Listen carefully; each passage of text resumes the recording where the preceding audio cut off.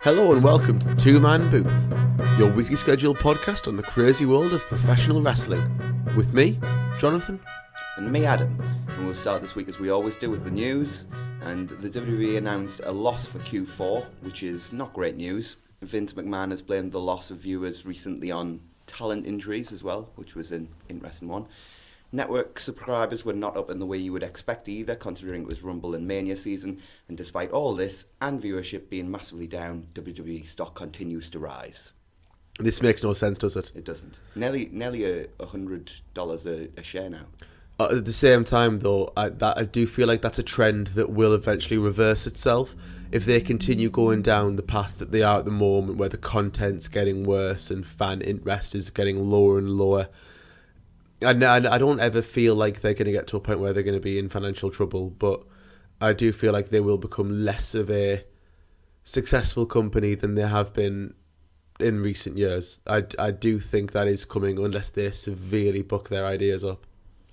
Yeah, I totally agree with that. And in other WWE-related news, Dean Malenko quit as a producer for the company. And leading into our next piece of news, will actually be appearing at StarCast. Yeah, that's interesting, isn't it? Mm-hmm. I mean, that very strongly suggests he's going to AEW. I found it very strange that Malenko would leave. If I wanted someone to build a match with me, like, I couldn't think of a better person. Anyone better than Dean Malenko. Yeah, because he knows like 1,000 holds that I could pick between. Yeah, so it's basically... I mean, the Jericho, only person to improve on him is Jericho. Because Jericho knows 4 more. Yeah. And many of them are armbar. Only a few. Yeah. But if AEW were to get Malenko, I think Malenko would be very important as an agent and someone who can help make matches. So I think that would genuinely help them. I just find it strange that WWE seem to be so keen at the moment to let these people go that have proven track records and excellent minds for professional wrestling. And I find it very odd that they're so happy to let these people go at the moment. And the news I was talking about that we're going to follow it up with is both Undertaker and Kurt Angle were pulled from the StarCast event by WWE. I get this, I do, from a sort of competitive perspective. Vince has just pulled stroke, hasn't he? Yeah, and I totally get it. Why would you want 2 of your biggest stars ever, arguably, appearing at a rival company's show, even if we always say StarCast is not technically AEW? It's kind of AEW. It's running the same weekend. Yeah. It is very clearly affiliated. It is clearly connected. So first off, like I don't blame Vince for doing it. Kurt and Taker are 2 of the biggest legends they have currently contracted. Flair would be the only one that I think, and Austin. Well, there's others, but either way, they're 2 big legends in their company, and I don't blame Vince for not wanting them to be associated with AEW, because even though, like we said, StarCast is not affiliated officially, there is quite clearly a connection there. And as much as this may suck and people may go like, oh, boo-hoo, Vince, you suck and you're always making things not fun. If I was Vince, I think I'd probably do the exact same thing. Exactly, I totally agree. And I do feel for the fans to a degree who've bought the tickets to StarCast and we're looking forward to seeing The Undertaker and Kurt Angle. But as a make good, what an announcement they put out for saying who was going to be at StarCast. Kenta Kobashi will appear at StarCast. I cannot put into words how awesome that is. I believe it's the first time he has been at an event in the United States since Kobashi Joe. I believe. Awesome. I could be wrong, but I can't think of any other event he's been in the US for since. Neither can I. And if you're out there and you don't know what we're talking about, Kobashi versus Joe was a match from Ring of Honor in 2005, and you need to go out your way to see it. Not much happens in the match, but that doesn't matter. It's awesome. Yeah, Kenta Kobashi was one of the most important wrestlers in 90s All Japan Pro Wrestling and in the sort of early to mid 2000s Pro Wrestling Noah. That was really his peak as well, between sort of 2003 and 2005. I'd say that was really his peak when he was GHC heavyweight champion for Pro Wrestling Noah. I would recommend anyone to go and check out most of his matches from that time span, especially his match with Misawa in 2003. You should go check that out. It's a match that does not it's not necessarily aged well in terms of what we know happened to both wrestlers, because there's a lot of head drops and there's a lot of very dangerous moves. But at the same time, if you try and ignore that and take that out of it, it's an unbelievable match. And moving back to WWE, of the latest round of WWE tryouts, by far the most interesting is the fact that Eva Lise attended one. She'd be a phenomenal addition to the NXT roster, wouldn't she? She'd be great. We've liked her on Lucha Underground since she first came into it. She's got an act. She can work both heel and babyface, and I think her character works really well with both. And she's more than talented in the ring. She appears to be somewhat over her injury problems, touch wood, because she'd just been held back for so long as a result of those. And I think she'd be a very, very good addition to, say, NXT's women's division. And we've also heard reports come out from Fightful.com that both Dash Wilder and Scott Dawson were offered 5-year deals at $500,000 each per year. And Dave Meltzer has since reported that they have turned those contracts down. Now, if that's not a statement of intent that I want to leave your company, turning down $500,000 a year as a tag team that, as much as we love them, are not massively over and are not booked very well, no, is kind of insane. So I can't believe they've turned it down, but at the same time, it just goes to show how much they want out of there. I think this speaks a lot, first off, to like how money is not everything to the revival. I mean, they'll have made a decent amount of money out of pro wrestling already by this point, and I think at this point I think it'll be the fact that they're creatively starved more than anything else, because they just simply want to go somewhere where they feel like they're going to be treated like the top tier tag team, like top guys. Yeah, the top tier tag team that they are, and I think part of them just feels like they've done WWE now, and it clearly has not worked out for them like they thought it would, and move on to pastures more elite. And hold the front page, because I have positive ratings news for once. What? AAA drew their largest ever viewership on Good Friday by over 1 million on Azteca TV, as 5.4 million people tuned in to see the taped show, which, interestingly enough, featured a main event of the Lucha Bros versus the Young Bucks for the AAA Tag Team Championships. Draws, right? We knew Pentagon and Phoenix are two huge draws in Mexico, we know that. But the fact that them going up against the Young Bucks has drawn the biggest viewership by over 1 million people that they've had on Azteca TV ever is kind of a testament to how big the Young Bucks are worldwide. They're legitimate stars, and we've seen the Young Bucks and their momentum and their star power growing over the last 5 years at the very least. And they've built their name and their brand so cleverly. It just makes sense. When you build yourself really well, that's what's going to happen. And with that, we shall move on to Monday Night Raw. We opened the show this week with Triple H. He was joined by Seth Rollins, but informs Rollins he is now the 100. Rollins says he's been cashed in on and has cashed in, so he gets all of that. The crowd absolutely loved Seth in his home state. Hunter announced 2 triple threat matches tonight, with the winners facing off in tonight's main event for the right to face Seth at Money in the Bank. The 6 men then take turns coming out and cutting promos. Joe wants to join Becky as champ. Ray says Joe is not the only former SmackDown superstar looking to make an impact. Drew says it's his time. Miz says he's a changed man. Corbin is next. He talks. AJ tips up, and we have our contenders for tonight. This was okay, but super formulaic, and managed the dubious achievement of feeling rushed and simultaneously too long. Yeah, the best way I can describe it is this was fine, but it just was utterly bland and utterly boring and formulaic. And I mean, the one thing that we didn't mention in the news actually is that I heard, and it was Brian Alvarez that reported this, and this made total sense when we'll actually go through Monday Night Raw. Supposedly Monday Night Raw, the script for Raw was finished. It was either 3 or 4 minutes before the show was set to start. So the fact that this actual segment felt both boring and rushed just makes total sense. It was dull, and it was the classic, like, champ comes out to talk, and then just person after person after person comes out and goes, I want your title. Like, how many times have we seen that in professional wrestling? And I don't mind things that work. Like that kind of thing does work, but it can be incredibly boring if done badly, and this was kind of boring. It just felt lazy. So we then opened with our first of the two triple threat matches, which was AJ Styles versus Rey Mysterio versus Samoa Joe. I kind of question the wisdom of putting by far the three best workers you have, 4 out of the 6, all in the same match. In the first hour as well, when Yeah. you're trying to hopefully hold people past the first hour. And your 3 worst are then in the next match. It's just strange. Yes, and then the third hour, which we'll talk about later. Yeah. But this was a really fun match. Rey reversed the Style Slash into a Rana for 2. Later, Rey went to the top rope, but was cut off by AJ. Joe went up top and back body dropped both men from the top rope to the mat. AJ hit Rey with a lariat before Joe murdered him with one of his own for 2. Rey hit a crucifix bomb on Joe for 2. Rey went for the 619, but Joe caught him into the Coquina clutch. AJ hit Joe with a Pele, but Rey then hit a Hurricane Rana. He hit the 619 on Joe, but as he tried to fly in, AJ caught him with a powerbomb out of midair. He then powerbombed him onto Joe, and then hit the clash on Rey onto Joe before pinning Joe. This was a really fun match with a nicely worked finish, although I hate seeing Joe lose. He loses far too much. Yeah, I agree. I thought it was a really good match. I mean, you putting these three in the ring together, it was always going to be this way. But at the same time, like I really, really enjoyed it. And I thought the finish was different. But if it was me, like I'd have rather seen Rey take the fall here than Samoa Joe. The Iconics mocked Naomi for having no friends. And then we got Naomi versus Billie Kay.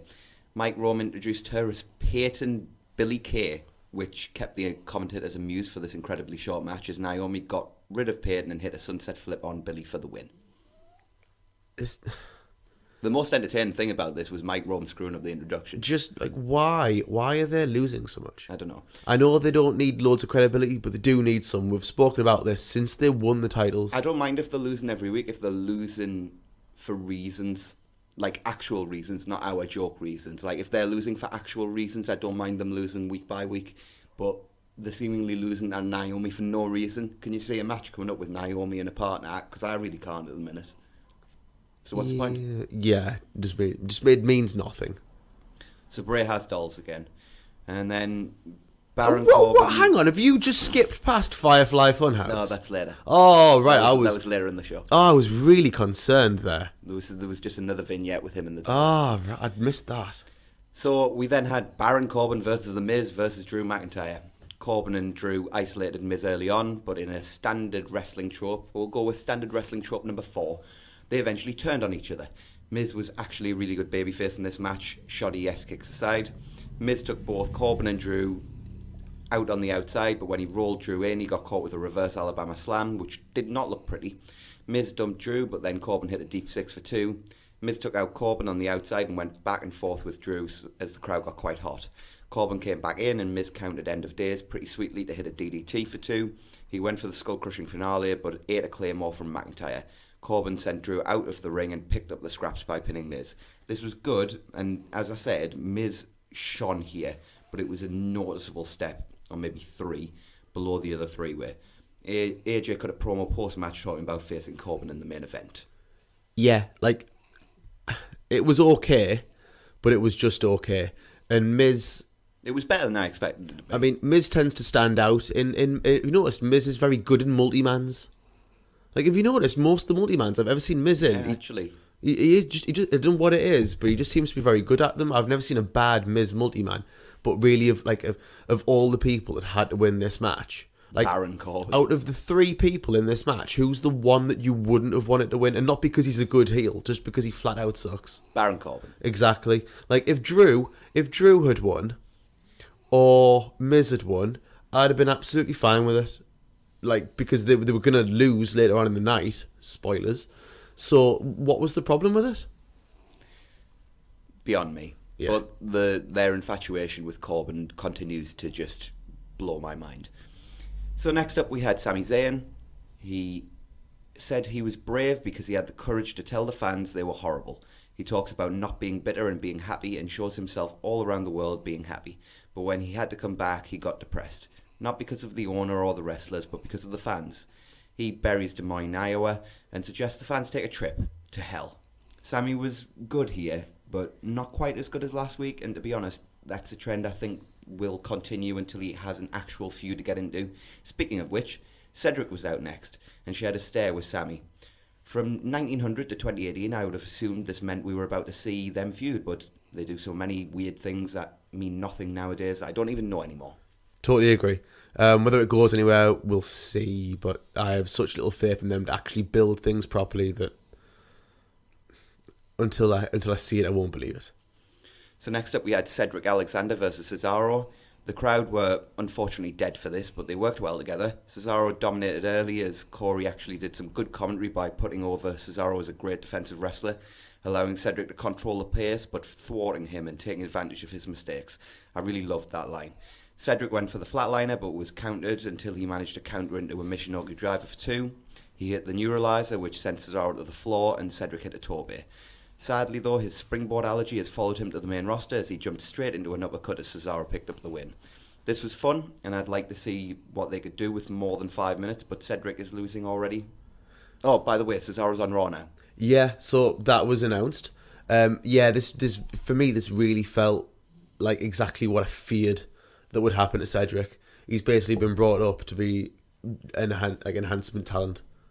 Like, why? Like, if you want enhancement talent, just go to the local wrestling companies and ask for enhancement talent. You don't need to bring someone up to just job to Cesaro. This was a good match, and like, you're totally right in that with more time it could have been really, really good because they're both great wrestlers. But just, if Cedric was going to do this, just leave him in 205 Live where he is fantastic. And also, like, why is Cesaro on Raw either? I mean, if they think that the bar has gone its full run, then fine, but could they not have done some kind of angle to finish it off? I mean... Well, just look at Joe. I know he was ill last week, so he couldn't turn up, but you assume the reason they didn't just announce his name last week was because they wanted him to do something massive this week. But he just kind of walked out and just cut a tipped promo. up. Yeah, and the whole rumours were that he was going to be involved in some angle with Braun. Just didn't happen. Yeah. Well, that's what happens when you finish your script performance before your show starts. Ridiculous idea, right? So, they have a week. Like, they have a full week to prepare for this. They also have a megalomaniac in charge. Like, how, when they have a week to prepare, can they... Because Vince is in charge. That's literally the answer you're looking for. It's Vince. Anyway, moving on. So the Usos cut an amazing promo talking about the Raw Tag Division and some high-level self-deprecating humour about not drink driving. The Revival tipped up and said, "This is top guy territory." The Usos feigned sleep via boredom and then welcomed the Revival to the Uso Penitentiary. Take all of my money, please. Yeah, I'd love to see that. I know who's going to win, but let me see that, Take please. all of my money. So, yeah, I'm fine with that. The Viking experience, I mean Raiders except possibly Warriors, we'll see on Monday versus Lucha House Party, never happens as Ivar and Eric destroy all 3 Lucha House Party members. The pop-up power slam on Dorado ends the segment. Are the heels, though? Yes. It very much seemed like they were heels. Yes. And War Raiders, I loved them much, much more as baby faces in NXT. I can see them working both ways. To me, Hanson and Raw have always been better suited to being heels, but I've never seen them work heel long enough to know whether they're actually good at it because their big man athleticism Just always gets them over. Yeah, that was my thing. Like they're so good that it's really difficult to boo them. There's ways and means though, and I'm sure they'll do a good job if they can ever settle on a bloody name. Hang on, what? You think they'll do a good job if they ever manage? Oh, you mean the War Raiders? Yeah. Well, I thought you meant the WWE booking committee. No. Or writing staff. I haven't lost the plot. Or whatever Vince thinks that morning on the toilet. So Ryder and Hawkins are backstage. Hawkins looks very concerned at what he just saw, but Ryder says they earned their championships, and as they are vet champs, they have the advantage over the newcomers. Okay. Becky was out next. She insinuates that Lacey is a favourite of management for her skills outside the ring. Is this 1999? I think so. Lacey, because she's pretty. Lacey comes out and says a lady has control of her emotions and doesn't show off. She plans on showing the man how to respect the lady. Becky has heard enough and says she'll destroy Lacey at Money in the Bank. I have, almost negative cares for this match. Well, the promo that preceded the match that we're about to talk about next, the promo was significantly better and the promo wasn't very good. There we go. Let's get into it. Moving on. Becky versus Alicia. Alicia Fox, how has she been in this company for over a decade? Bad. And how does she suck this much? I think I could do something for a few years and at least get to a point of, competency. I'm pretty sure me and you could jump in the ring with Becky and have a better match. Yeah, I have the most minimal experience in wrestling And ever. I have zero experience in the ring. But like, I at least know how to take moves and feign that I'm in pain. So this was an awful, awful match. Becky was far from perfect either. She botched her no-hands bridge to her feet, but Alicia looked like she'd never been in a ring before. After about 15 painful minutes, Becky hit a couple of exploders and then locked on to disarm her for the immediate submission.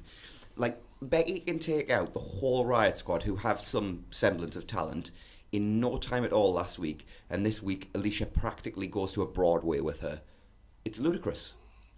They have no idea of consistency with booking, though, do they? They really, really have no idea. They have a consistency editor. Yeah. How? I wonder how much he gets paid. It's just dreadful, isn't it? Yeah. And Becky, like, she's still over, but she's nowhere near what she was.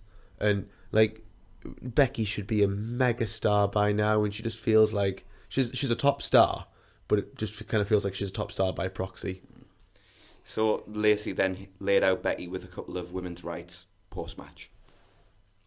Yeah. Rude interviewer is backstage and reads out an overly long statement to Corbin that doesn't even end in a question. He rightfully calls her out for it and then buries the internet. And next up we had Robert Roode and his glorious moustache versus Ricochet. Corey says something early on and the commentators become insufferable from then on out. Bobby, as I said, is Robert now. Full names are heelish, isn't that right, Johnny? I mean, Jonathan. Yeah, I must be honest, I don't like this. I mean, he's very obviously Rick Rude. I think it's one of those things where Vince has seen him and thought, your surname's Rude. You could kind of be like Rick Rude, grow a mustache. And he's shaped a mustache. If it gets Rude a push, then great. But I don't understand why changing his name to Robert rather than Bobby makes him in any way like different or more heelish or anything like that. Full names are heelish. I have literally just explained this to you. But they're not.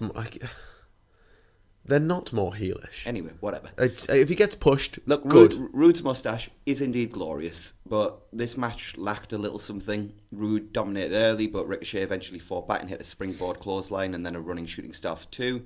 Rude then hit a spinebuster for a 2 of his own. He went for the glorious DDT, but Ricochet countered and went to the top.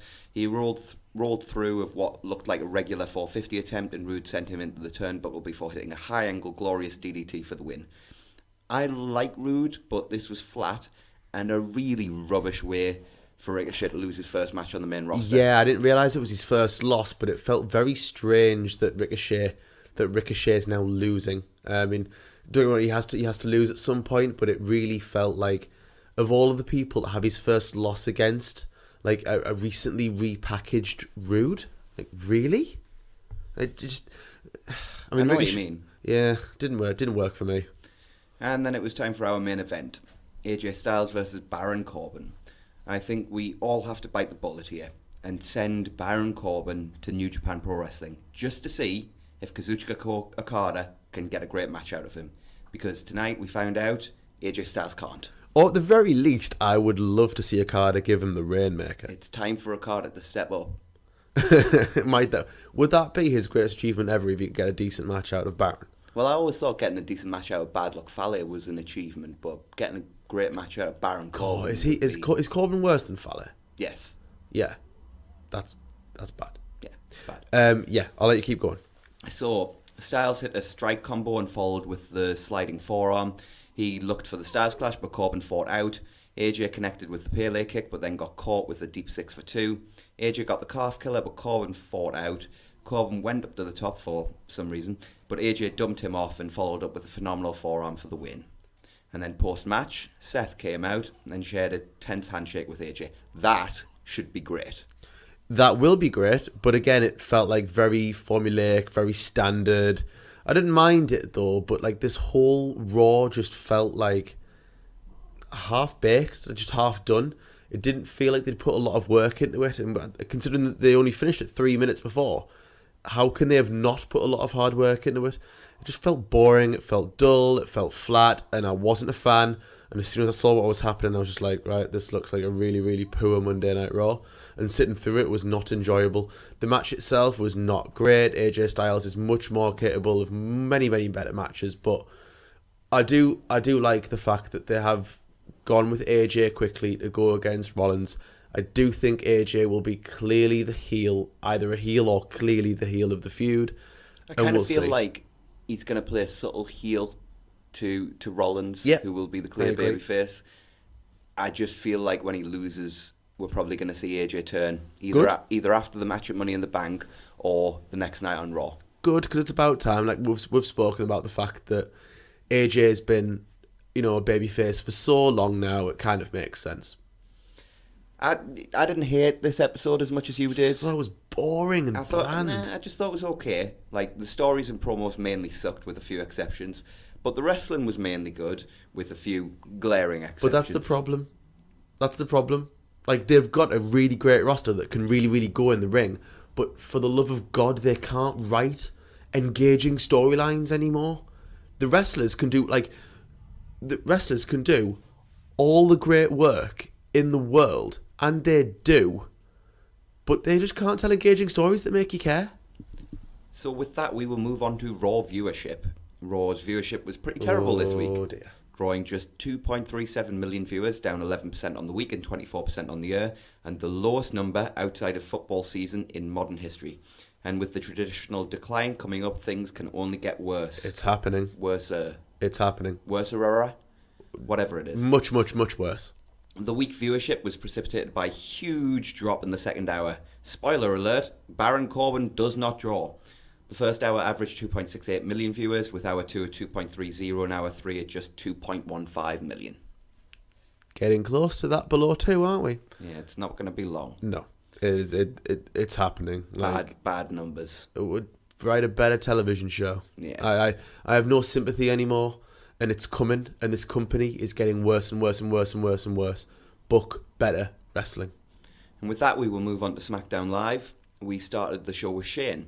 He has Greg Hamilton introducing him, and Greg has some serious lung capacity. Shane wants to talk about Roman Reigns. He puts over his dad as a national treasure and wonders what the consequences should be for Roman, including a termination line that I hope was just a coincidence, but they can be so insensitive sometimes that I'm not sure whether it's paranoia or not. He wants Roman in the ring. Reigns obliges, grabs a mic but tosses it as they brawl. Elias then attacks Roman from behind, and eventually the heels get the upper hand, leading to Elias hitting drift away on Roman. This was a perfectly fine segment, and Shane as a manager for Elias could be really cool. Just stop letting him brawl with people. It always sucks.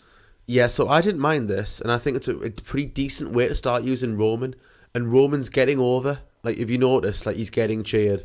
Like, Roman is getting over. They are doing good work with him. Yeah, I thought this segment added to it. Yeah, and I think Roman being a babyface and being on SmackDown is a really good idea. And, like, I am quite optimistic about how Roman's going to do moving forward. I do think that babyface Roman now has genuine legs, and they should run with it. And I'm enjoying Roman's work since he's come back. Like, me too. Like, obviously with McIntyre, not the storylines he's been in, but the work that Roman's done, he's felt so much more natural, and that's when we like Roman. Yeah. So we saw Shane and Elias backstage, and they are happy with how tonight has gone, and both say there is more to come. And then Kayla interviews Kofi backstage. Xavier joins him, and Kofi says Big E will be back soon, but for now, the Big O is here. Owens is fantastic at these comedy bits and points out how he'd been there the whole time, just waiting to jump in from just out of shot. And Andrade is back on SmackDown. Reasons. Yeah.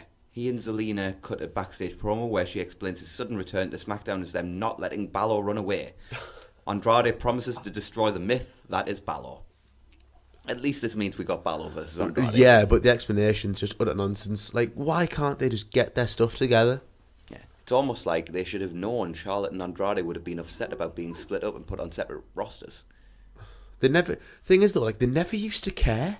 Yeah. Like, if you were in a couple, but you know, the talent has always cared. The company has never cared about how the talent felt, and now we're in this position where everybody is, and the dog wants to quit.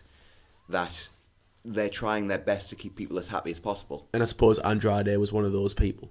Yes, exactly. Yeah, good point. I hadn't thought of that. Yeah. So next up, we had Balor versus Andrade.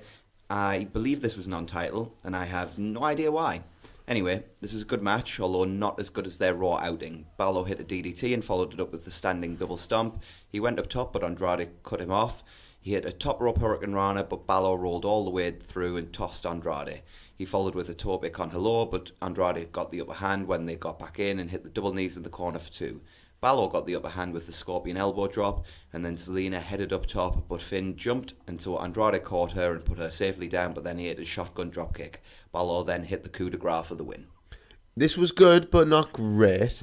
But I do think it will be great once we get the Money in the Bank. Yeah, which we'll come on to later, because I've got a little note about this in any other business, but Yeah.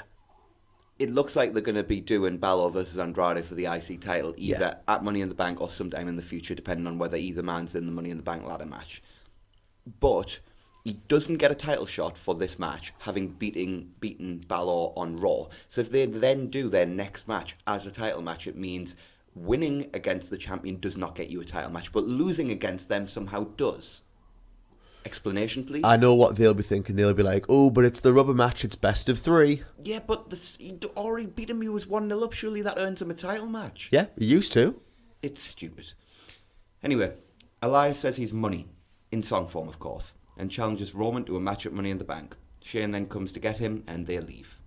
And we get a video from earlier today with Absolution chastising Paige for ignoring them, and now being with Kyrie and Asuka. Mandy warns her not to come crawling back when this doesn't work out. This is fine.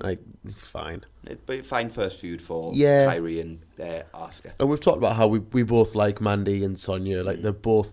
Like, I'm quite a big fan of Sonya. And Mandy is way better than I have ever given her credit for. And I would say the same thing, but in reverse. Oh, fair enough. Yeah. So the Iconics cut a promo before their match. Their goofy heel characters are hilarious. I cannot put their character work over enough. Peyton is hydrated tonight. She has drank a gallon of water. Billy's reaction to that was golden. And she will beat Kyrie tonight. Not much of a match it was between Kyrie and Peyton. Sane hit a nice dragon screw, the running blockbuster, the interceptor and the sliding D before heading up top for the insane elbow. Like, I know we just talked about this on Raw, and I know we said this last week, and I know the Iconics are geeks, and I'm glad Kyrie's not losing to them, but do they have to lose every single match they're in? No. And they need, like, at the very least, like, they need to beat a lower tag team. Like, I know they're not the kind that need to be kept super strong, but they need to have at least a little bit of credibility. Like, you know, like E&C were like a little bit of a joke tag team, but like E&C had that credibility that you knew they could actually go. They were just goofy. Because I believe Peyton and Billy have had a match or Peyton or Billy, or as a tag team, whatever, have had a match on every single Raw and SmackDown since Mania, and they've only won one, and it was against a jobber team that they brought in who aren't even in the company. And these are your second women's tag team champions. Yeah. So Mandy and Sonya came out post-match, and then Jinder arrived. Nothing to do with this segment. They just like to make my note-taking hard. Hey, don't hit a Jinder. Mandy is not impressed, as apparently this is part of the Superstar shake-up. I could have sworn Jinder was already on SmackDown, but he's so relevant that obviously I was wrong. He must have been on Raw. I think he was on Raw, but I could have sworn I couldn't care less. Yeah, well. So Aleister Black cuts a mysterious promo backstage. This was better than just making him a guy, but lacked the ambiance and atmosphere that made these type of promos so good in NXT. He also says persona and character, which are big no-nos to me. Plus, although Black's promos have always been quite up to your own interpretation, he suffered from Bray Wyatt disease here by saying a lot of stuff that absolutely meant nothing at all. Oh, and he's on SmackDown now. Explains why Ricochet was alone on Raw. Yeah, first off, when I saw it, and if I was doing an Aleister Black promo backstage, like, my first thought would be, well, it needs like smoke and all that kind of stuff to kind of mystify Black, and there was none of that. You're right, he kind of rambled and said a lot of nothing, and that's not really what Black's promos have ever been like. They've kind of been direct and to the point. But there have always been sort of promos which, like I said, are kind of up to your own interpretation, but I've always been able to find meaning in them. And other people might have had different meanings they got from Black's promos, but they always had meanings to me, and this one didn't. Yeah. I mean, I very much hope that he'll be very, very good on SmackDown, and I think he will, as long as he's treated properly and they sort of remystify his character.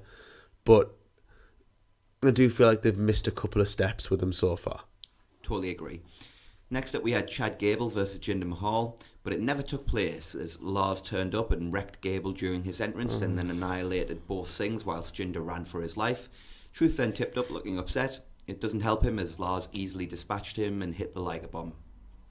This was a segment that happened on the show. This was a segment that happened. It was fine. It's a good way of getting Lars over. Yeah. And you know I what? just really wish that they would treat Chad Gable better. Like you can happily demolish Jinder and his group. More than happy for you to do that, but please see what most people see in Chad Gable, which is Kurt Angle Mark II. And you know what? Like, I think Truth is a really good first proper feud for Lars. I do. And I think So do I. destroying Truth will help get him over, and Truth will be able to help him through the process. I agree. Yeah. So Kayla interviews Roman backstage. She has a question, and a short one. Praise the Lord. Does he accept Eliza's challenge? Roman says he's going to break Eliza's jaw. And yes, he does accept. I like this Roman. Liking what they are doing with him on SmackDown so far. Like we said earlier, 2 shows out of 2. I think they've done really well with him. Totally agree. Like I said at the start, and I was just saying, like, when Roman's short and sweet and to the point and honest and just himself, he's very likable. And so far, like, I am, like I said, cautiously optimistic. So Charlotte is out next and talks about main eventing Mania, but says Becky pinned Ronda, not her. So she wants to know why Becky has her title.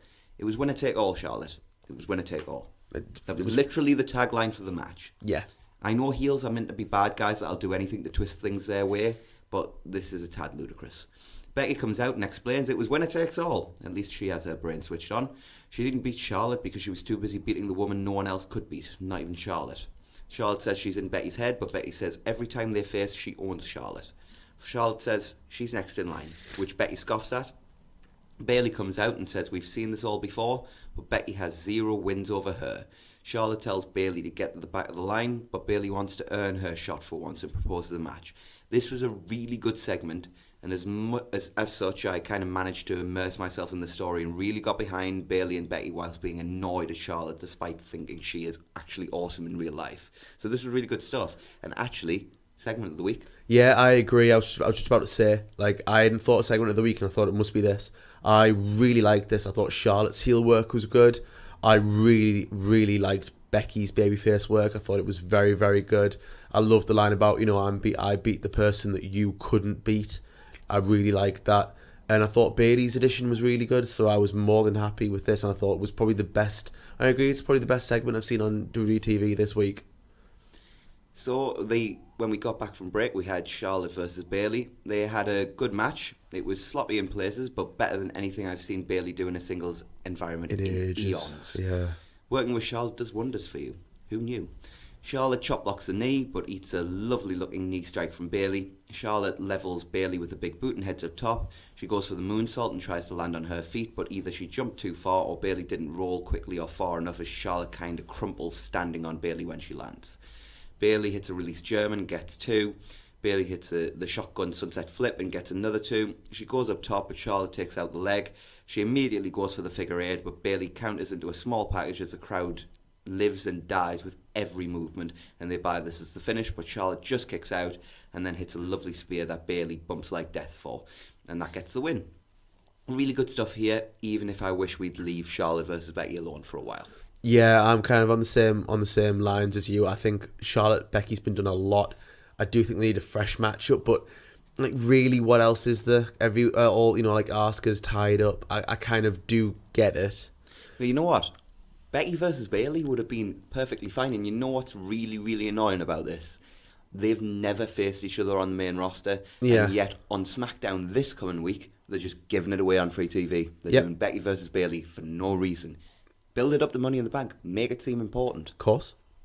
Yep. But like in general, though, I really enjoyed this match. Yeah, I thought it was really good. Like one of the better matches I've seen this week, and it was really good to see Bayley back in there with someone that can really, really go. And proving that she is still a good wrestler. And the crowd got behind her this week. Well, it's amazing what happens. Was booed out the building last week. Montreal, let us down. Montreal let us down. Well, I think they were responding. And you know what? I don't blame them for booing Bayley because she's been booked so badly. I'm not sure. She's difficult to get behind because of how much they've butchered her character. Agreed, but I wonder whether Charlotte's gonna. I still have a feeling that Lacey is going to lose to Becky. Yes, But then Becky will lose to Charlotte. Part of quite me, possibly. I think that's why they're going with Charlotte, because then they can have Becky full-time on Raw. Because I don't know if you've noticed, Raw looks pretty weak at the moment. I think that's exactly what they're going to do, and I've gone even further in my head with it. I think Charlotte wins. I think Becky beats Lacey, like you said, and then at next year's Mania, I think we'll get Charlotte versus Becky. What, in a unification? I don't know whether there'll be unification. I don't know whether both will still be champ, but I think that's their idea for next year's Mania. Possibly. And if you're not going to do them against each other from May and all the way until April next year, then I'm fine with that being the sort of women's match at next year's Mania. I agree, and because that's their rivalry moving forward, isn't it? It's got to be. That is their their Rock rivalry. Austin in the women's division. Yeah, and they're both great. Yeah, absolutely. So backstage, Becky says she'll pull double duty at Money in the Bank. I was just saying what working with Charlotte will do for a wrestler's performance in the last bit. Imagine the disparity in the two Becky matches at Money in the Bank. Can you imagine? Like, she could go out there and have, like, you know, we don't talk star ratings very much on the show, but she could go out there and have a 1-star match with Lacey. Might be giving Lacey a bit more credit. And then have a 4.5-star match with Charlotte. Absolutely. And it wouldn't be none of it would be Becky's fault as well. I mean, Lacey just cannot wrestle. Charlotte is the better in-ring worker of the three, without doubt. But Becky more than holds her own. It's just, I'm not sure anybody could take Lacey to a good match. She is the Baron Corbin of the women's division. She is. I'm just really, really hoping that Lacey does not do that move the moonsault, springboard moonsault that she did on Natalia, and I really hope she doesn't injure Yeah, especially with Becky's injury history. Exactly. So we see the weird segment that was cut off of the UK version of Raw, which is why it wasn't in my Raw notes, because it didn't appear on our version of the show. Firefly Funhouse. Bray Wyatt as a creepy children's TV show host. Why was that cut out? I don't know. It just wasn't on the live UK version of Raw. And I don't know why. I don't know whether they thought, because obviously we can't see American advertisements, which sometimes they do just before, like, even though it looks like Raw's come back, sometimes they'll do an advertisement when it comes back with one of the sponsors. Yeah. So I don't know whether they thought it was something like that and they just didn't put it on. But it was on the live SmackDown that I recorded, so... Right. What do you think of this? I thought it was weird. Yeah, so, like, my initial response was like, this sucks, like, this is awful. And then I watched it again, and I've watched it 3 times now.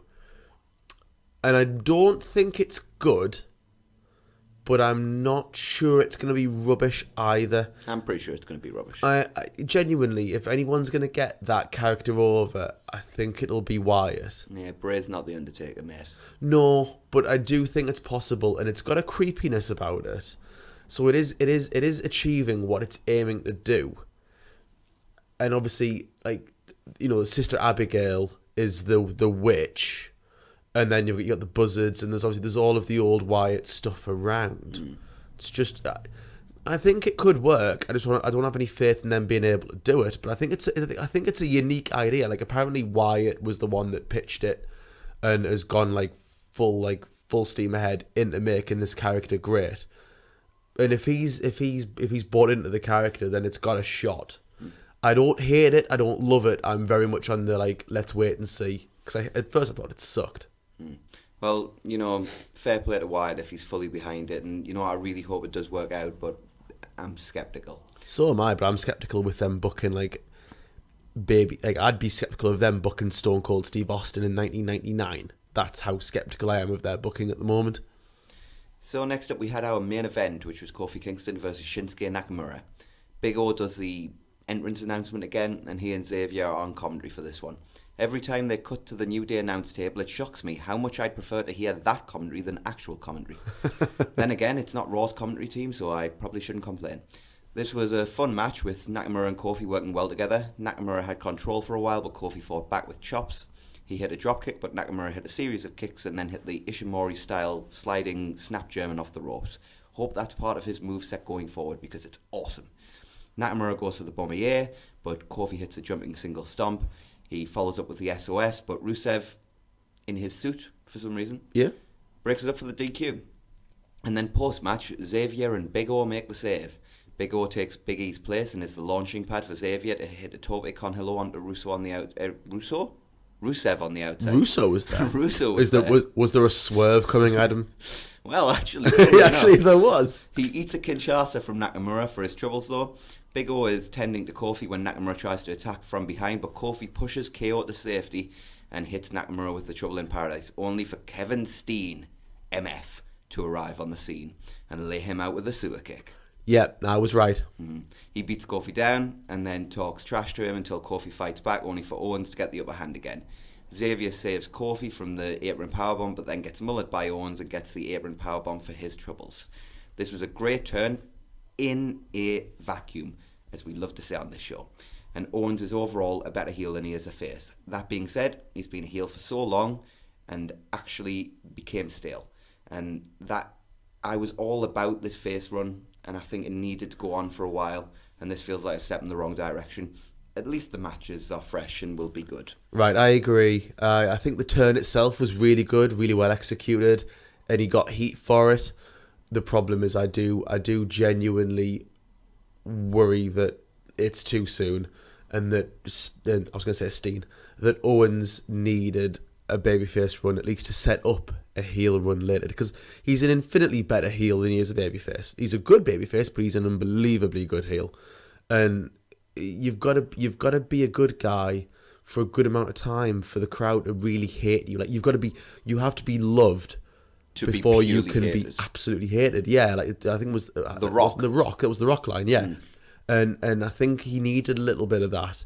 He'll be great. The matches will be good, and Owens' character work will be unreal. But just I'm not sure it was needed. But at the same time, when I look at the options that they've got on SmackDown for Kofi, it's a bit like, Isn't it amazing how the roster feels so weak and yet it's so strong? Yeah, it's weird. Like, how is there nothing for people? And yet they've got the best roster they've ever had. Yeah, How? I don't know. But you know what, overall, I thought this was a very good SmackDown. So did I. Good promos, good stories, even if I'm not overly fond of the turn after the main event, and good matches. Good stuff. Yeah, it was like a solid 7 out of 10, 7, 8 out of 10 for me. It wasn't great, it wasn't awful. I kind of enjoyed it. It was a decent SmackDown. Unfortunately, that was not reflected in the viewership. SmackDown this week averaged 2.07 million viewers, down 7% from last week and 18% from last year. This was lower than Raw's drops though, and thus they retained an unusually high 87% of the Raw audience. Not good numbers by any stretch, but slightly less disastrous than Raw. Yeah, like they need to sort this out. The company as a whole is hemorrhaging viewers, and they're going somewhere, and they need to try and get those people back. Like if your viewership leaves in droves, like it's really hard to get them back, and they need to do something. I am starting to get to the point where I'm starting to think, like, do they need to change something about the approach of the company and the feel of the company? Do they need to do something drastic? It's not like 1996, 97 problems or anything like that, but like soon it may get to that point when AEW gets going, and they may need to do some really drastic changes to the feel and the presentation of their company. Feels bland. So with that, we will move on to a very non-bland show, NXT. Yay! And we opened with a very bland person, Jackson Riker. Yes. He was taking on Humberto Carrillo. I didn't get this match at all. Humberto got some offense in early, but Riker quickly took control and hit his finisher. But rather than beating Carrillo, he took him to the outside and beat the hell out of him, eventually throwing him into the crowd and kneeing his head into a barricade for the DQ. This made Riker look stupid and Carrillo look incapable. Only Lorcan and Danny Burch made the save, and the Forgotten Sons retreated as Lorcan and Burch have chairs. Yeah, I didn't like this. I didn't get this at all. And I don't get why only Lorcan's babyface on NXT and a heel on 205 Live. Not sure he's a heel on 205 Well, Live. he's true. He will be transferring. It looked like he was going to be, but to be fair, I think he's a babyface. Yeah, probably. But either way, like I didn't enjoy this, and it made no sense, and it didn't do anything for anybody, and that's very, very un-NXT like. It is. But then we came backstage to Adam Cole. He was doing a photo shoot when an interviewer approached him and asked whether he's excited to see Strong versus Gargano. He says Gargano is scared of him, and tonight Roddy will do exactly what Cole would do, beat the hell out of Gargano. At this point, Cole is distracted by Matt Riddle, who is approached and is laughing. Cole asks what he's doing here. Riddle says his photo shoot is next, and he was just standing by enjoying the drama unfold, since he's never seen anyone as jealous as Cole is about Strong getting a match with Gargano. Cole asks him if he thinks this is funny. Riddle thinks it's hilarious and asks Cole what he's going to do about it. Cole says he's got bigger things to worry about and leaves. Cole versus Riddle's going to be fun. Coward. I like that. Like, he challenged him and he goes, "Oh, I've got more important things to worry about than you." Classic Adam Cole. I know. I loved it. Yeah. Next up, we had a tag match between Candice LeRae and Casey Catanzaro and Aaliyah and Vanessa Bourne. Oh, our favourites again. Yes. So, like I said, Casey Catanzaro is Candice's partner for this match. She does her awesome ring post entrance. The heat from Bourne and Aaliyah was all kinds of awful. But Candice eventually got the hot tag from Casey and ran wild. Candice pinned Bourne after a Cape Rada. Also, Mauro called Candice Tenacious C. So that's now a thing in my mind forever. Tenacious C. Yeah. I love that. Yeah. But that was literally the best thing I got out of the match. Yeah, I don't blame you. Yeah. Yeah, like, why do they keep letting them wrestle? Or appear in any way. Just, they're awful and they're not getting any better. No, and Aaliyah's been there for about 17 years at this point. Yeah, like, just... I don't want anyone to get fired or anything like that, but please transfer them into another area of wrestling. Like, make them a manager or... No. Managers have to cut promos for people. I think I'd rather see them in the ring than cutting promos. Please just let them go Disappear. away. Or just put house shows. Kathy Kelly is backstage and asks Io Shirai for her thoughts on Shayna beating down Kairi last week. Io says what Shayna did was terrible, but before she can say anything else, the horsewomen attack her from behind and beat her down. Boo. Heels. They're awesome. And we get a video hyping Kushida's arrival next week, and we then hear from William Regal putting Kushida over until Cassius Ohno walks in. Regal congratulates him on his run in NXT UK. Ohno is a complete prat, and I absolutely love it. He wants Kushida. Regal says he'll think about it. He then confirms it to the interviewer after Ohno's left. I don't know why he took those 5 seconds while Ohno left the room, but whatever. So that's what we're getting next week. Great first match for Kushida. I've not even seen the match yet, but I know it's going to be great. Ohno is just the gatekeeper, isn't he, to NXT? If you can't get past Ohno, you don't get in. So next up, we had New Name Every Week versus the Street Profits. This one started hot as Montez Ford hit a huge toe pick on Hello as the War Raiders were making their entrance. Angelo Dawkins hit a choke bomb on Raw, and Ford followed with a monstrous frog splash for one of the best near falls you will ever see. War Raiders quickly regained control after this. Montez Ford and Hansen had an awesome back and forth battle before Ford hit a dropkick, followed by a stalling leg capture suplex and a standing moonsault. Both Dawkins and Ford hit a spinning stinger splash in the corner, and then Ford then hit a standing sliced bread with an assist from Dawkins, which got 2. Hansen fought back and hit a handspring back elbow on both Ford and Dawkins as Mauro calls this 305 live. Raw hits an exploder on Ford and Ace 10 Mao on Dawkins. The shotgun knees followed on Ford before a springboard German suplex, sort of springboard lariat combo on Dawkins. They then hit the pop-up power slam on Ford for the win. This was a super fun sprint. Great match. Yeah. Super fun. I really enjoyed it. I think it's probably the most I've enjoyed Street Profits so far in their run in NXT. I'm not kidding you, the near fall at the start after they just came flying out the gates and hit everything, and then the crowd is so into that, and as soon as they kicked out, it was really well done. It's probably the most I've enjoyed them. So I'm hoping that they're going to start and I don't know. It's just something that doesn't translate. You don't buy into Street Profits as much as I do. No, I'm just not cool enough. But to be fair, their character work's always been what's got me. Like, Montez Ford's an amazing athlete, but their matches have never really blown me away. Yeah. This was really good. Yeah. But War Raiders are fantastic, so... Or the Viking Experience, or... New Name Every Week. River Cruises. River Cruises? That's... The Viking Experience said it was a river cruise. Yeah, okay. I didn't say river, but, whatever. Anyway... Mia is interviewed backstage, but before the interviewer can finish his question, Mia says Shayna is unstoppable and points to her destruction of Kairi, Io and Bianca, specifically taking some shots at Bianca. She wants another shot at Shayna herself. More than happy to see that. And then our main event of Johnny Gargano versus Roderick Strong. Johnny ran wild early, but Roddy took control after hitting a beautiful half Nelson backbreaker on the apron. Roddy worked a beautiful heat segment, and when Johnny tried to fight back, Strong merely chopped him in the face. Gargano finally did fight back though, and when Roddy tried to go for the half Nelson backbreaker again, Gargano fought out and sent Roddy into the steps. He then hit a slingshot spear for a near fall. Roddy fought back, targeting the back before Gargano hit his roll through seated enziguri. Gargano went for the slingshot DDT, but Strong caught him only for Gargano to turn it into a Hurricane Rana, followed by the super kick for 2. Gargano annihilated Strong with chops in the corner. They worked a series of counters until Gargano went for a slingshot spear again, but was countered into a double underhook backbreaker for 2. They traded strikes, but Gargano won out with a discus lariat. Roddy blocked the super kick and tossed Gargano into the turnbuckles. Roddy tried to lock on the stronghold, but Gargano managed to transition into the Gargano escape, but Adam Cole appeared for the distraction.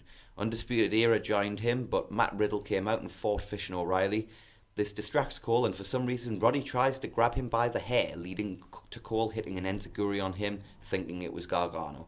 Gargano hits a suicide dive on Cole, and then pins Strong after the slingshot DDT. Post-match, Riddle and Gargano fist-bumped on the stage as Cole apologised to Strong, saying he thought it was Gargano and he was trying to help him. Roddy is not impressed and leaves the ring as Undisputed Era follow him. This ending kind of left things up in the air, but it is clear all is not right in the Undisputed Era, and this makes me sad. Yeah, the dissension's getting worse and worse and worse. It's either going to be one of those where they come back together, or it's just going to be a full... Yeah, or it's going to be a full split. I hope it is the former. Yes, me too. This was a really good main event on an overall pretty good show. Yep. Strong and Gargano are great workers, so that's no surprise, but War Raiders versus Street Profits was really fun too. It certainly was a show that built, starting off with the bad, getting to the good, and then the very good. Yeah, I really enjoyed this episode of NXT, and obviously main evented by the second best wrestler in the world. Very true. Genuinely very true. Yeah. Who else? I know Omega is the only one that would compete, but I honestly think Gargano has as good a record in big matches in terms of what he produces as Kenny Omega. I would never have said that about 8 years ago. No. Anyway, we move on to 205 Live, and we opened with a Drew Gulak video. Sorry, I was ready to say Drake Maverick because it's always Drake, but it was Drew this week. And then we opened with Humberto Carrillo versus Drew Gulak. During Gulak's entrance, we saw an interview with Jack Gallagher saying he wasn't here, but soon he would exact revenge on Gulak. Carrillo teased Gulak early with flips and his use of the top rope. It eventually cost him though, and Gulak took control. Carrillo fought back in and they traded near falls. Carrillo hit a huge missile dropkick for 2. He went for a springboard kick, but Gulak caught the leg into an ankle lock. Carrillo rolled through into a pin attempt, but Gulak kicked out and held on to the ankle. Carrillo eventually kicked him off and both men were down. Gulak told Carrillo he was going to learn his lesson now as he took Humberto to the top rope. Carrillo fought him off though and then hit a sunset flip bomb followed by a PG Waja plunge for the win. Absolutely fantastic. Yeah, I totally enjoyed this match. I thought Gulak's heat was really good and I really liked the character work they did. Good stuff. Yeah, and probably not the culmination, but it's been such a good story they've told. Such a simple story. It wouldn't surprise me, if that kind of was the culmination. Yeah. And they now just transition Carrillo into something else and Gulak into a feud with Gallagher. Yeah, that would make sense. And genuinely, I've for a feud that just started, and I was like, oh, we'll see. And I remember saying, we'll see where this goes. It's been really fun. I've really enjoyed it. Yeah, with a really cool swerve, and it's been awesome. So Only Lorcan cut a promo talking about his sacrifices to get to WWE and win championships.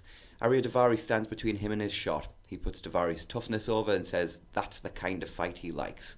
Daivari then cuts a promo talking about his run of wins. He doesn't care who he faces. Nobody is going to keep him from becoming the next Cruiserweight champion. These were both fine promos. Absolutely fine. I'm just going to say the same thing that I always say about Daivari. He really needs to sort his look out. He just does not look like a professional wrestler.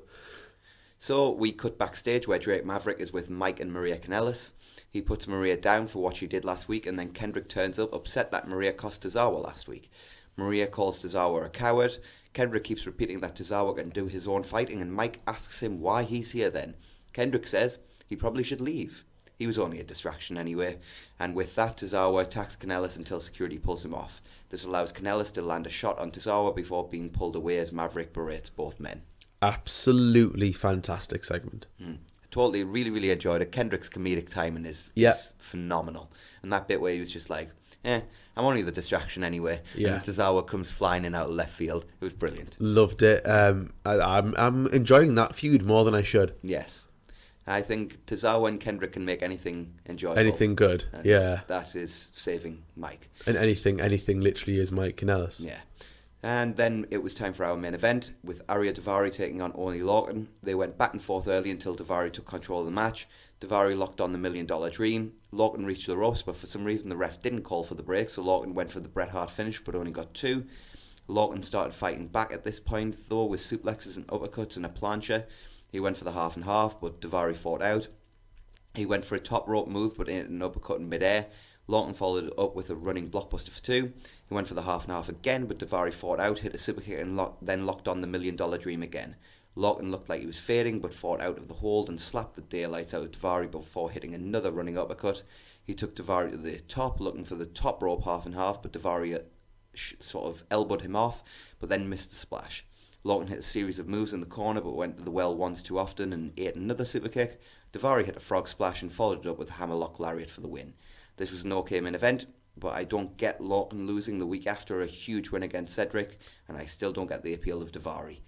Nice, who was watching at ringside, offers Daivari a handshake after the match, but Arya says he doesn't want that, he wants a cruiserweight title. Nice smirked and told Daivari to come and take it then. Yeah, I'm very much on the same lines as you. Like, I'd rather Lorcan have won than Daivari. I really don't see Daivari as a top star in 205 Live. Although 205 Live is noticeably weaker in the last couple of months or so. So I do understand them pushing new people higher up. I do understand that. And I'm okay Daivari getting a shot at Nice as long as it's a short-term thing and Nice wins and retains, because I am so on board the Tony Nice hype machine. It's ridiculous. I want him to have quite a long babyface reign. I really am a big fan. And we'll see where this goes. Hopefully, like Lorcan, I'd like to see Lorcan and Nice get a lot of time at like a pay-per-view or something like that, because they could have an unbelievably good match. Totally agree. This was an okay episode of 205 Live. I don't get the main event booking like we said, but the in-ring action was good. And I trust 205 Live. Even if the booking is not something that I agree with, I trust them to be like, yeah, they'll sort it out. And with that, we will move on to any other business. Yep. So we'll start with the Champion Carnival. Kento Miyahara beat Jake Lee in the final. Lee won the B block after a decision match with Nomura, which was disappointing. Lee is fine, but Nomura is great, and despite getting a big win against Suwama to secure his place in that decision match, I can't help but feel he would have gotten a lot more out of losing to Kento in the final, and it would have been a better match to boot. Yeah, I think I understand, but I think they see a lot in Jake Lee, and I think they always have, and I think they see him as a generational rival moving forward, so I understand them pushing him. And obviously Kento won, so that's absolutely fine. So the problem is, if you're going to push a young guy to go up and be Miyahara's rival going forward, it's Nomura. Yeah. It is. He's the best choice, so I didn't get the booking, but whatever. Mm-hmm. And next up, we will talk about the Andrade tweet. He tweeted out a challenge to Finn, challenging him, saying they were 1-1 and they needed the tiebreaker with the IC title on the line. And this is why I was saying what I was saying earlier about the fact that somehow winning against Finn does not get him a title shot, but apparently losing and going on Twitter. So. I mean, It's only Andrade. Maybe he's just trying to start something for himself. But if that's actually the company looking at that going forward, God, that's backwards booking. Yep. But they have genuinely no idea how to book anymore. Like, because they don't have people involved in booking that are wrestling people.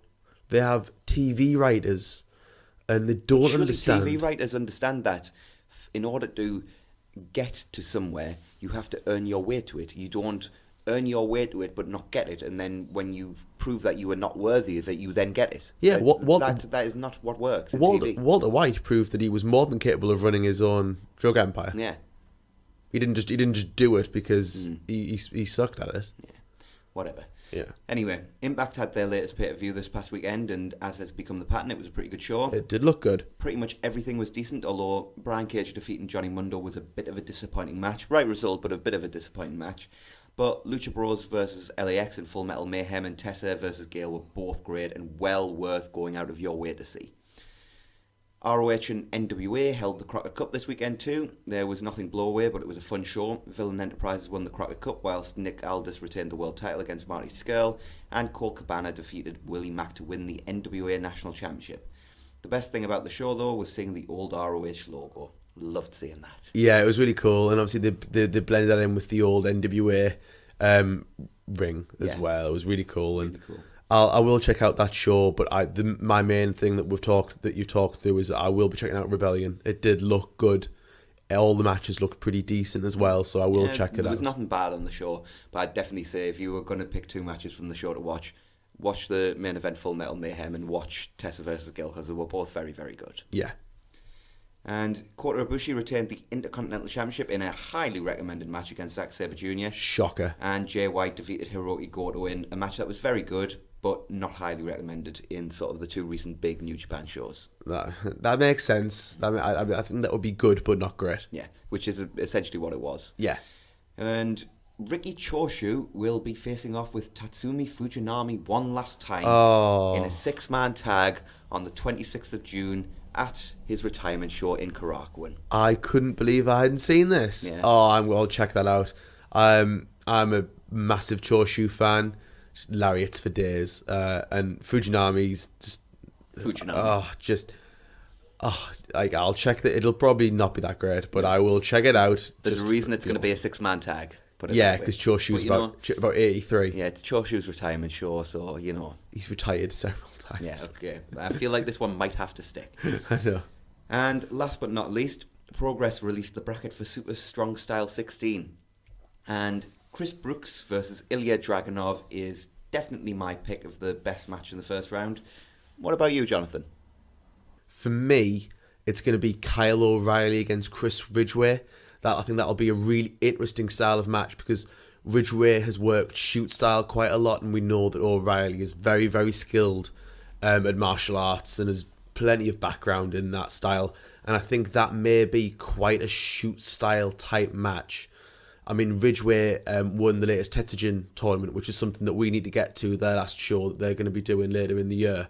A shoot style promotion that has done pretty well in their 3 shows that they've ran like once a year, and I think that'll be a great first round match. I fully expect that O'Reilly's going to win, but I think that'll be a great match, and Ridgway maybe a breakout match for Ridgway. To be honest, that was the other match I was looking at when I was choosing my favourite match, so yeah. I totally get why you've come out with that one. Everything I've seen of Ridgway, he looks very good and very, very promising for a young wrestler. So with that, we will move on to the final segment of the week, and it's kind of a link to what we've just been talking about there, and it's a link to the fact that we are hopefully going to be going to see Progress at the O2 Academy in Newcastle. Cannot wait. And we're really looking forward to that. So we're going to do our favourite moments in Progress wrestling history. I'm going to go with one that I still sometimes rewatch to this day, and it is the return. Jonathan's being nasty to me for some reason. Because you've just nicked. I know what you're going to say. You've nicked what I was going to lead off with. You're going to talk about the fact that I'm going to be talking about the return of the South Pacific Power Couple. No, that was what I was going for. Keep going. You're fine. Keep going with when that the one. South Pacific Power Couple came back and sort of saved. Travis Banks. Fucking hell, I couldn't think of his name there. And saved Travis Banks from the beatdown that British Strong Style were giving him at the time. It was an ungodly reaction and a truly, truly phenomenal moment, and something that to this day I still, when I want to be happy and just see something that makes us smile, I'll go back and watch that moment. It was against British Strong Style as well when they were still heels as well, wasn't it? Oh, absolutely. Before Ali Pali. Yeah.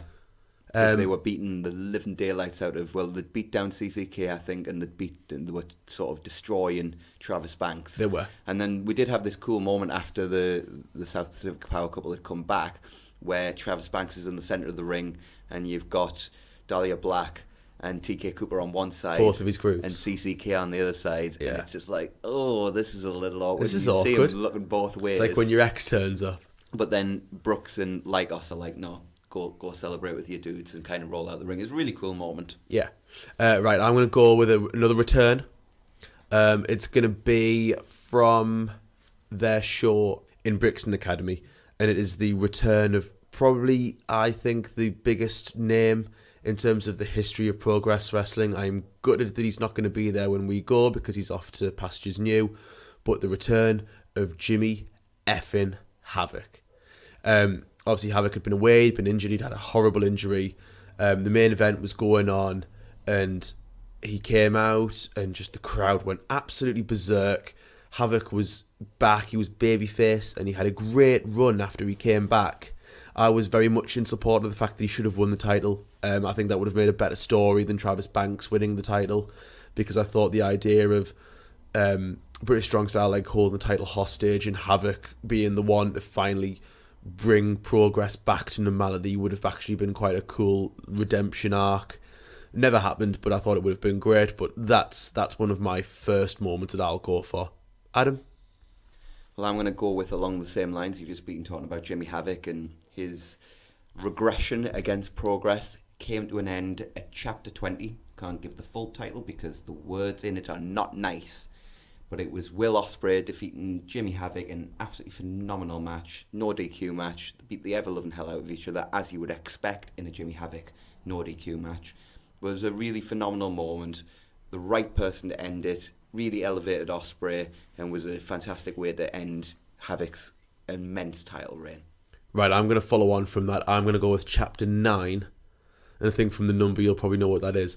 That is the Jimmy Havoc heel turn.